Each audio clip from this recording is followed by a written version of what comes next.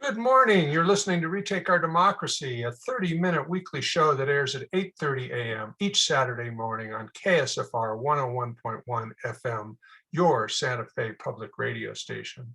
I'm Paul Gibson, the host of Retake Our Democracy. Today, I am speaking with Jay Levine, a Taos-based activist who is a co-founder of Renewable Taos and the chair of the Democratic Party of New Mexico's State Platform and Resolutions Committee. I got it right. Last week, I spoke with Roxanne Barber, our co-founder, and my wife, as we reviewed the 2021 year and previewed 2022. If you're driving around and miss any of this show, you can watch the full YouTube recording of this and any prior show by going to retakeourdemocracy.org, clicking on the Actions and Events menu, scrolling down to the link to Retake Conversations, where all our shows reside. Before we get to Jay, though, a few brief announcements. First, I want to acknowledge that we are conducting this show on stolen Tewa land and to thank our Tewa neighbors for being such good stewards of the land. I also want to remind you that the 2022 legislative session is less than a week away, and Retake will be operating our legislative alert system again this year and our weekly huddles. We send out alerts whenever a bill we support or oppose is scheduled to be heard in a committee or on the chamber floor. Each alert includes a summary of the bills, speaking points, and legislator contact information, as well as information how you can watch from home and offer public comment from home. This is our 5th year of operating the alert system, so I think we've got the hang of it. You can thank Roxanne for that. You can sign up for alerts by going to our homepage at retakeourdemocracy.org, clicking on the red sign up button on the right side of the homepage. One more alert. No, we began doing the huddles last year. They are back again this year by popular demand. They occur every Wednesday evening from 6 to 7. The huddles almost always include 1 or 2 legislators and often representatives from ally organizations who are advancing bills we support. During the huddles, we discuss what transpired in the prior week and we preview what is coming in the following week. Once the session begins, we discuss what we've heard in hearings. Most importantly, we want to know about the concerns expressed by those opposing or reluctant to support the bill. In this way, we can hone our messaging about bills with info that responds to concerns we've heard. The huddle, to sign up for a huddle, just go to retakeourdemocracy.org and click on NM legislation in the menu bar. A link to register for the next huddle will be near the top of the page. Enough announcements. Let's get started. Welcome, Jay. Hello, Jay. Hey, Paul. Good to be with you today. Good to be with you. I always like to let our guests introduce themselves. So how about we start with your telling us who you are and how you got involved in environmental justice advocacy and the Democratic Party. Okay, sure. So my name is Jay Levine. I live in Taos. Been here about almost 16 years now. I know about 12 years ago, just something going on in my life, and I got thinking like I want to do something more. And just around the same time, somebody else I had met told me about this group that was forming, which a group that became Renewable Taos. And we've been meeting for a long time now, and I think we'll get to that soon. But that was kind of the beginning of my journey on renewable energy, utilities, how they work, and a lot of other things related to climate crisis. And so that's kind of how it all got started and how I got together with those things. And also, because I live in Taos, Taos is a very heavily Democratic area, mostly progressive, and pretty much all the legislators come up here. All the federal delegation always comes up here.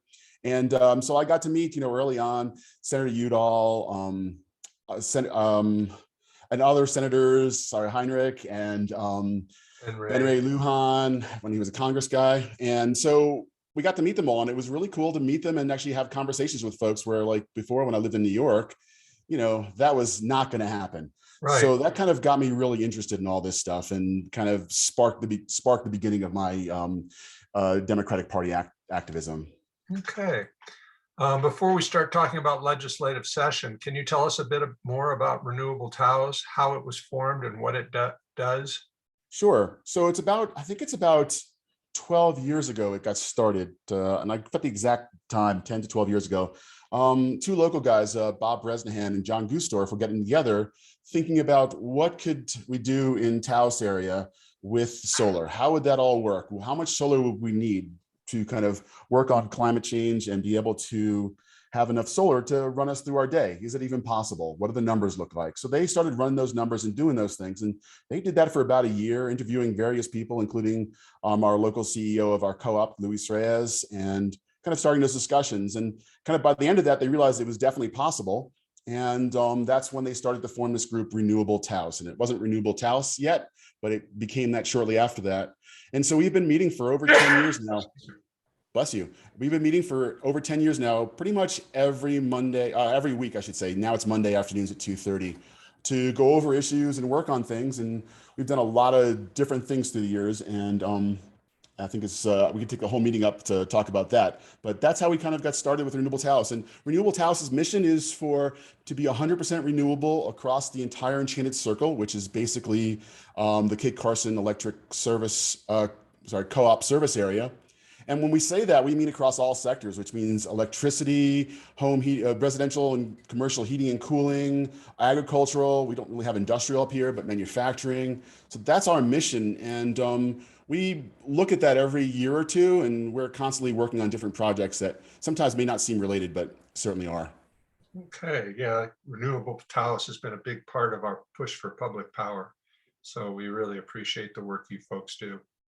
I know there's been a history of Democratic legislators not supporting bills that are contained in the platform.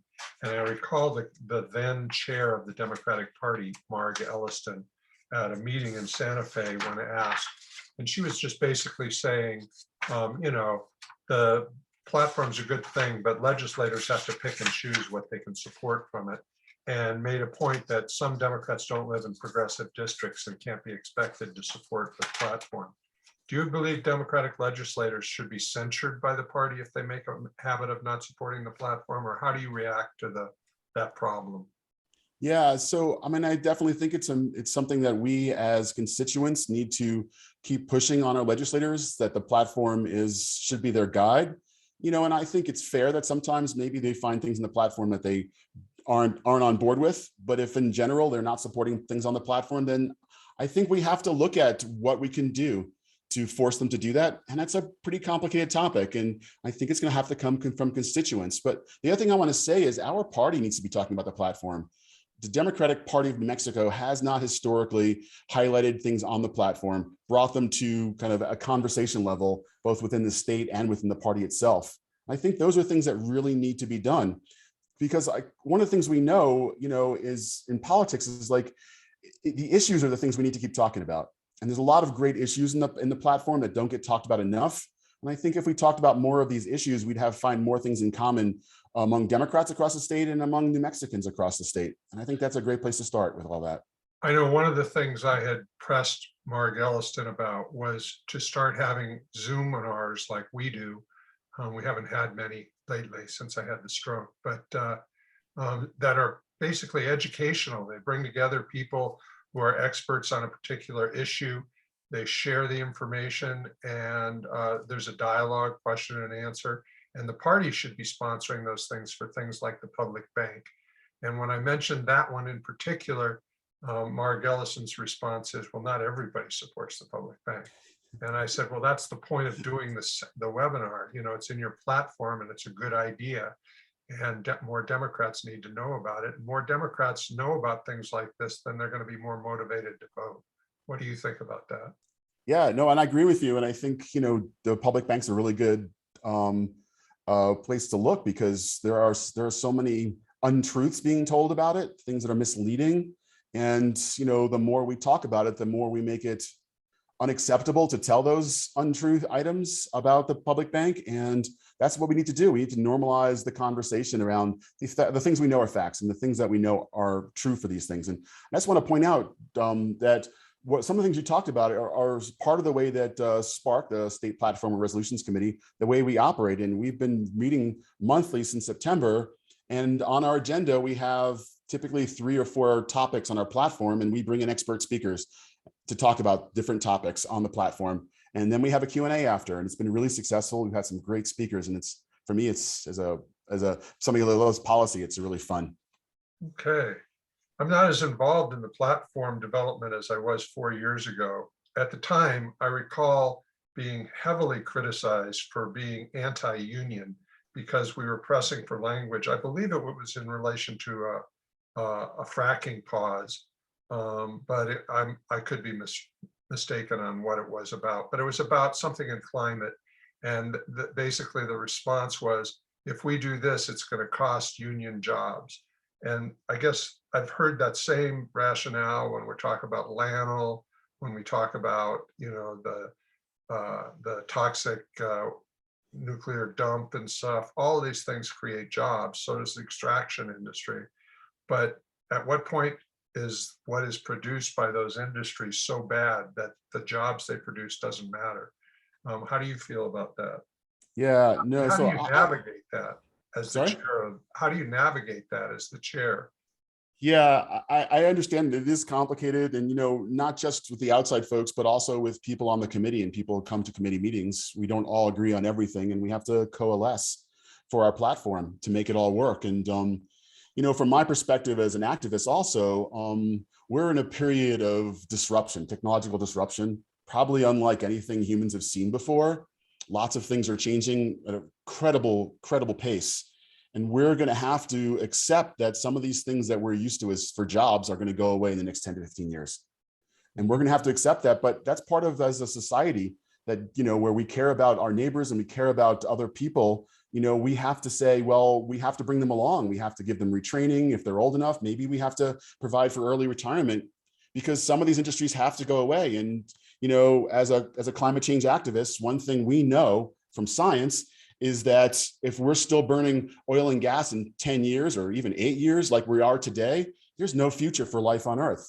So we have to accept these things as true, and then we have to do everything we can to keep our fellow New Mexicans, our fellow humans, bring them along and make sure they have a life as well, not just the folks who have jobs still. We have to bring everybody along.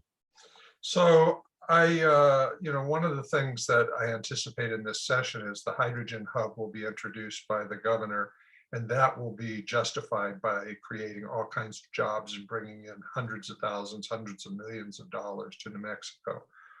What are your reasons for opposing the legislation? There's quite a few. The first thing is, we have to wind down the use of natural gas in this state, in this country, in this world. Natural gas is a significant, adds significantly to climate change gases. Methane is basically what natural gas is, and it's one of the worst. It's one of the worst gases we can put in the atmosphere, and we're putting tons of it in from natural gas. And if you're all aware, like over Farmington area, there is an amazing cloud in the atmosphere of methane, basically, and it's. So anyway, my point here is we need to stop using natural gas for things. We need to stop finding new things to do with them. So that's my first point. Part of this, so what they're suggesting in this Hydrogen Hub Act is to actually start using natural gas, and the amounts of climate gases that they're allowing to release through the bill that I've seen is way too much for anything, let alone for a new industry we want to start. But really the bigger issue here is, what do you use hydrogen for? And there are no good uses right now. And this is not like something they're thinking of we can get going anytime soon. It's like part of the bill is, yeah, let's get this going by 2032. But if you're actually looking for climate change solutions, you need solutions today. You need them like 5 years ago. So looking into like 10 years into the future is not anything we should be doing with kind of like creating, new avenues for use of natural gas, but also this hydrogen thing, right? Some people think, oh, let's use hydrogen for long haul trucking. Let's use it for buses. Let's use it for trains. Well, in fact, Planes. Sorry? Planes, I believe. There's been discussions of planes. So, but I mean, in fact, there's no good use for any of those things yet. And so maybe people will say, well, let's do this now so we're ready for them. But the thing is, there was a big order for, the idea for using it in buses actually seems like it's waning, because they're realizing that not only is our batteries cheaper, but they're going to last longer, and they're also much easier to manage, because hydrogen actually has to be moved places. And hydrogen is really hard to move. it has to be under serious compression, and it's bad. It's lots of steel products have problems with it, so you have to be super careful. And then of course we all know about possibility for explosions. So like there's just no place in there that it's a good idea. And the last thing I really have trouble with is they are trying to coin this term called clean hydrogen. They're not the first ones to do it, but they want to call this really dirty process with natural gas into hydrogen, they want to call that clean hydrogen. And the amount of energy you lose from going from natural gas to hydrogen is so great that it's actually like, it would be better just to burn it for heating your home, and you'd actually get a lot more energy out of it. So that's the last part of it. Like there's just no sense of like where the energy goes. So at some point in the future, when we can produce hydrogen in a way that's not bad for the environment, doesn't kill humans, basically, right? Doesn't try to extract from the ground things we shouldn't be extracting anymore. And then we actually have a use for it, then yeah, let's do it. But it also, the energy, all of it has to come from renewable sources. We cannot be burning coal and natural gas to make natural gas into hydrogen. Honestly, it's just nuts, honestly. It is kind of nuts, and it's not going to be an easy thing to oppose because she's definitely made this the centerpiece of her legislation this year. I need to take a quick break here to remind our listeners that you're listening to KSFR, Santa Fe Public Radio Station. And Santa Fe Public Radio Station, KSFR, needs your support to stay on the air. They've got volunteers like me working there, but they've got engineers who need to be paid and equipment that needs to be kept up to date and so forth, and a studio that needs to be maintained. So if you can possibly drop them some change, go to ksfr.org, click on the donate button, and look at the $10, $20, $50 that you pass along to them as your ticket for admission to some great programming. And in today's world of misinformation, it's really important to have a public radio station that gives you the truth. Let's talk about net zero. There's another piece of legislation from the governor's climate plan. I just saw something that her what is it called? Zero Emissions Economy Act. And that I think is the net zero bill. It's got all kinds of references to offsets and stuff, and it tries to make a distinction between real emissions and offset emissions. Can you talk a bit about what net zero is and why you might oppose that? Yeah, so net zero, the way a lot of people talk about, a lot of governments talk about it, a lot of politicians talk about, the idea behind it is to say like, oh, we can get there far out in the future, 2050. And in the meantime, we'll keep putting emissions out into the air, climate gases out there, and we won't worry about them for now. But over time, we'll limit the amount. So by 2050, we're net zero, right? So that's like front loading your emissions, the emissions. And the problem with that is, as I mentioned before about like, we have like a set time period here where we need to stop doing these things and stop emitting all these gases that we're kind of like doing, like carbon dioxide and methane and a whole slew of others. So we need to stop doing that. So what we really need to do is say, we need to set actual goals to say like, we'll be 100% renewable electricity by 2030. Manufacturing will be by this date. We will transition fleets of vehicles in New Mexico, every single one that's possibly transitioned. And actually, New York City and other cities are already starting to do this. By 2027 or 2028, some of those cities will have transitioned every vehicle they can, every vehicle that there's a substitute that can do, that doesn't have fossil fuel usage, that will be. So, I mean, those are things we can actually do today. And the biggest problem just to think about is, if you've heard it before, there's something we call there's a budget for how much CO2 can be let out in the atmosphere to maintain this whole idea of 1.5 C, which is basically how much we think it's safe to let the earth warm so that humans and other life on earth can survive. And that budget we think has about 5 years left in it. Originally, we thought that would last us till 2030. And the reason why that's really important is because there's processes going on around the world as things warm. We just heard about a part of Antarctica, this massive ice sheet that's most likely going to break off soon. And if the rest of that sheet comes off, that whole big piece will be like 6 feet of sea level change just from all that ice melting. And we don't know the time frames for all these things, but it's incredibly alarming how that's changing. And there's processes around the world that other people, the one people are talking about now. Again, this is all about like, we have to stop the warming sooner, because if we let it go too long, there's too many things around the world that are going to kind of pass a tipping point, is the word we use, you know. And again, lots of other things. The whole discussion about the jet stream. You know, we all hear about polar vortex, where the cold from the Arctic is coming down to the United States. Well, I mean, that's part of climate change.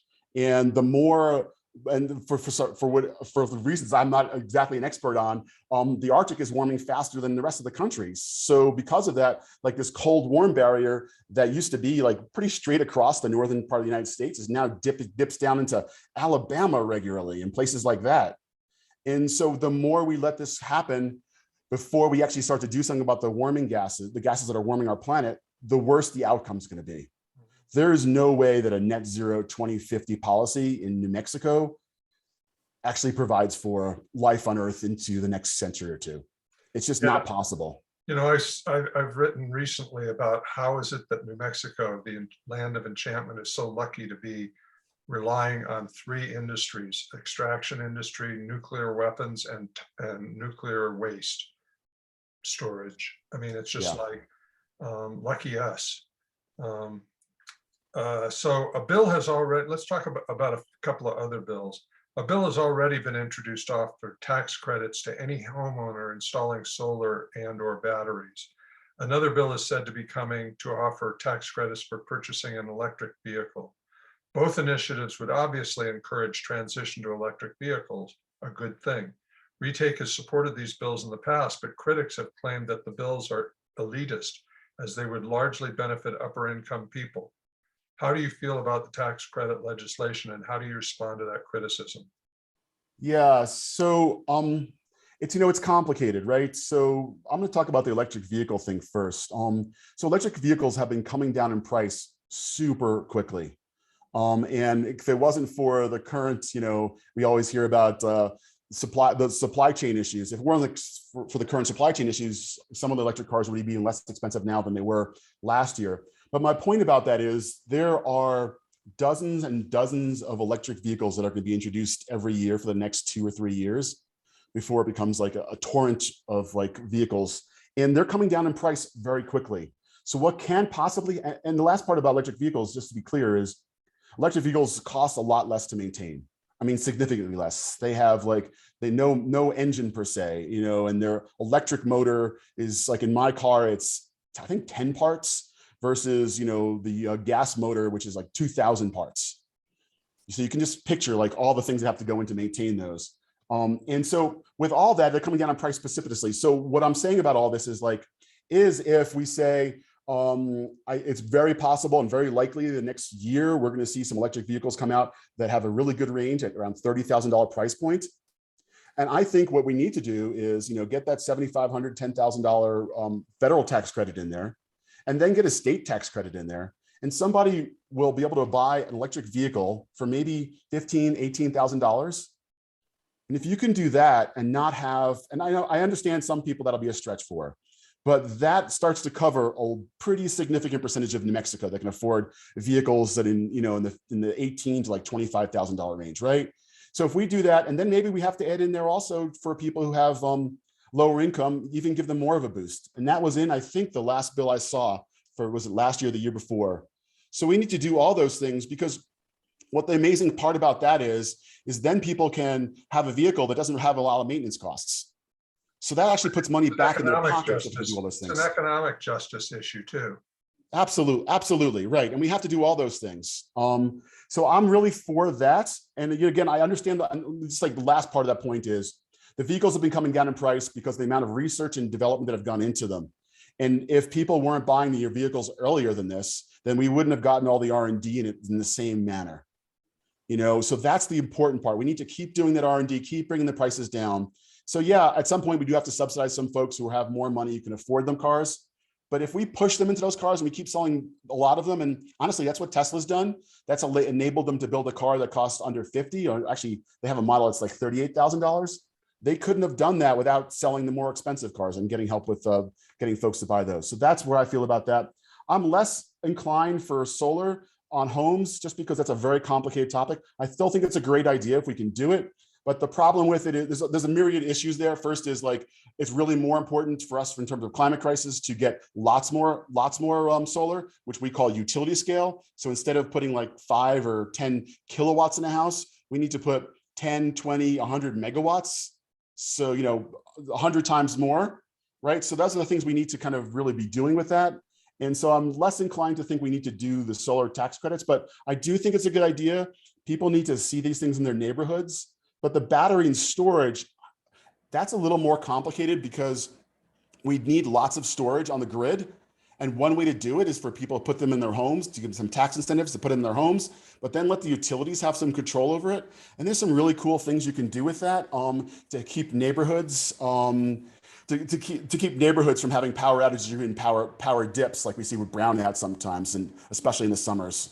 So there's lots of really cool things we can do there. So I'm for them. I'm just like not as for doing large scale solar and wind projects, because we didn't say it before, but New Mexico is in the top, I'm like #2 best place for solar, and anywhere from like #3 to #14 in wind, depending on who you're listening to. East of the Rockies in New Mexico is the closest wind to the West Coast also. So amazing place for those things. So for our listeners on KSFR, we're almost out of time and we still have a big topic to discuss. So you'll need to go to retakeourdemocracy.org, and that topic is public power, which was the primary reason I wanted to talk to Jay today. And we're out of time. I want to let Jay have a minute to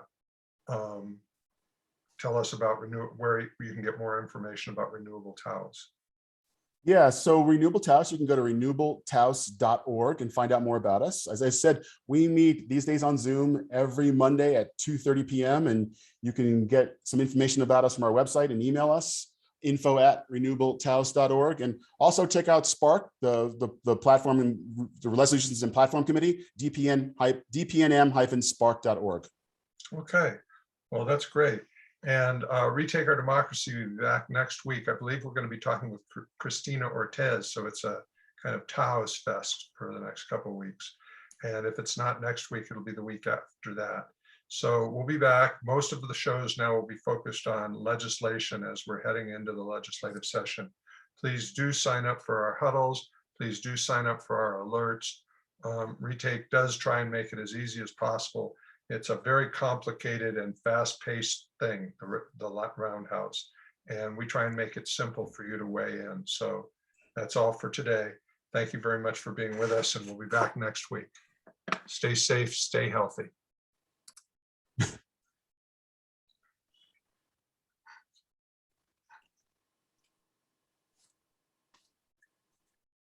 Okay, we're back by the miracle of podcast. And I'm talking with Jay Levine, and he is a co-founder of Renewable Taos and the chair of the Democratic Party State Platform and Resolutions Committee. That's 2 in a row, nailed it. Very good, very good. Yeah, I usually call it policy and rules. It's definitely a mouthful. Yeah, so we ran out of time on the show, and we still want to talk about public power because you and I have both been very involved in the research and development of that concept in New Mexico. What is it and why would it be good for New Mexico? Yeah, public power. Well, I love public power, just the name of it, because it's the whole concept behind public power is actually putting the power of electricity into the hands of the people, which is actually public power. So just my little fun part as a nerd on that. But public power, is about the biggest. Sounds like public bank. Hey, that's a cool idea. I like that. Let's talk about that. But so public power, most people know it as what we call munis or municipals. And so there's like in New Mexico, there's the city of Gallup and Los Alamos County, and I think Raton and maybe Truth or Consequences. They all have munis. And what that means is the local city or county is their local power provider. And a lot of people are like in Santa Fe, you're used to that with the water. A lot of places, the water is provided by the town or the city. So we're all used to that. But in this case, we get electricity from those folks, which means that in some cases, and it started back in the old days, like the city of Lubbock would put in its own coal power plant. and then they put distribution in, which is the poles that run all around your neighborhoods. So they do their own generation, right? The coal power plant is generating electricity, do their own generation, then do their own distribution, and voila, you'd have power, and the city would bill you for how much you use. And the last part of just the whole way electricity works typically is through transmission. So you have transmission, generation, and distribution. And so the whole idea here is like, so that, if it's in your local town, in your local city that's responsible for it, that means their local politicians are responsible to you for it. There's no like money going to Wall Street because, PNM pays dividends, and they also pay their members of the board of directors, and they pay their executive staff lots of money, because that's what Wall Street companies do. They give out insane amount of money to their CEOs and other folks. So that's kind of like a quick guide to like what public power is. So we've been working on that for a bit with other people from Renewable Taos, from the Land Office, from New Energy Economy. Where are we at with that process now? Yeah, so we're moving right along on it. We've started to bring more people into our group to talk about some more. There's been some great articles, and I wish I could remember where the article that Josue wrote. If you know him. Josue, yes. Yeah, I'll look it up, see if I can find it in a minute, so I can let folks know about it. There's a lot of people talking about public power. So we're expanding our group. We are working on a small study right now. There are some legislators who have brought this to the PRC, our Public Regulation Commission. They're the folks that regulate electricity for what we call IOUs, basically PNM and El Paso Electric. They regulate that. So the legislators brought a petition to the PRC asking the PRC to study public power. And so we're doing lots of things like that. But the other part that I didn't say about why public power is good for New Mexico. And the thing about what's happening right now is the way electricity generated and the way it's been distributed and the way this all worked has been pretty much the same for the last 100 years. There's been no real difference in how it works. I mean, obviously technology has changed and lots of little things have changed, but you've had these big power plants, and then first there were coal, and then we had some nuclear brought in, and we do natural gas, and some places they burned oil, and that's how they generated them. But there was huge, massive power plants. We call that centralized power generation.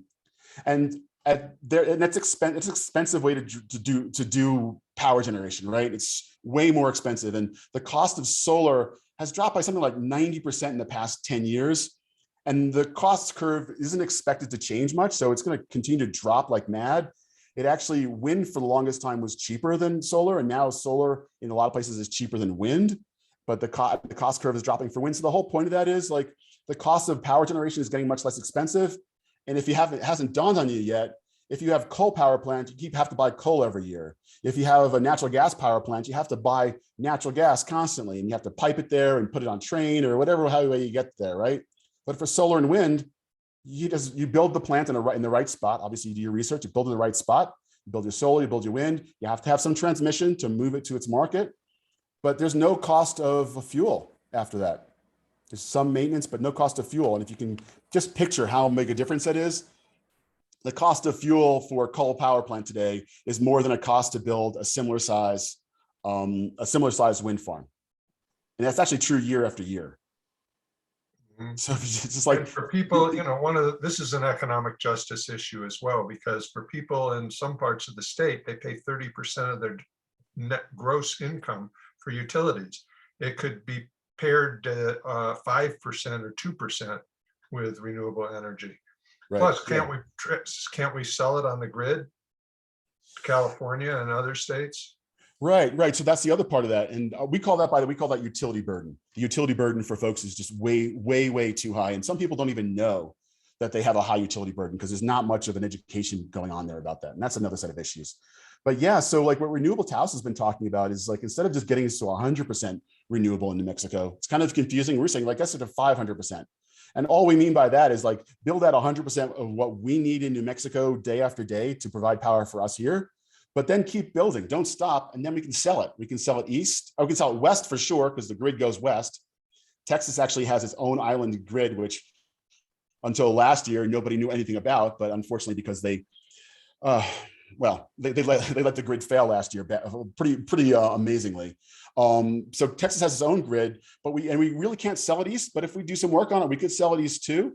So we could actually sell wind and solar from New Mexico to places where, at the time, like we have solar pretty much later in the day than you would have it on the east of us, and we have great wind potential in the evenings, which could be sold to California and other places. So there's a lot of we can do in those places to kind of provide, build solar and wind here in New Mexico to sell pretty much everywhere in the United States. And one of the things about solar and wind, it's like maybe obvious to a lot of people, it's like solar doesn't work in the evenings because the sun's not out and overnight. And wind is, although it's very predictable, it doesn't run all the time. We So need what? moon power. Sorry? We need moon power. Yeah, moon power would be great. But the whole point of that is what you do is you have geographically dispersed wind. So you don't have just all the wind you need in one place. You have it in 4 places, and you'll have extra at times, and you sell it. And there are markets for selling those things. California has its own market. There's discussion about it's called CAISO, C-A-I-S-O. There's a discussion about bringing that to the whole West. And that's probably going to happen. And that would allow us to sell, if we could actually say like, oh, 5 minutes from now, we're going to have an excess. We can sell it. And an hour from now and 2 days from now. So you could do that. And it'd be a pretty straightforward way, because these are all computerized markets these days, of balancing it all out. And New Mexico could be at the forefront of all those things if we act now. The time is now. If we wait 5 years or 10 years, it's going to be too late. We're going to miss an opportunity. It's a once in a lifetime opportunity, maybe even once in like human history opportunity. We'll have to see, of course. But well, one of the things I saw also is that once you're selling the energy on the grid, it's a subscription pay basis. And so it's a stable source of revenue. It doesn't go up and down. And so, when we're dealing with gas and oil where the prices fluctuate greatly and the industry is frankly about ready to collapse, we need other revenue sources, correct? Yeah, absolutely. Right. And it's very predictable typically for power sales. You usually do something called a power purchase agreement. Mhm. That's one way of selling it. That's typically the way you build, but you can also sell it on what we call the spot market or on the next day market. So those are all ways to make more money at it. Yeah. And the point about oil and gas is a pretty important point. It waxes and wanes like, boom and bust cycle, I guess is probably the best way to say it. And the most interesting thing about what's happened the last year, it's been a boom cycle, but they're not hiring lots more people.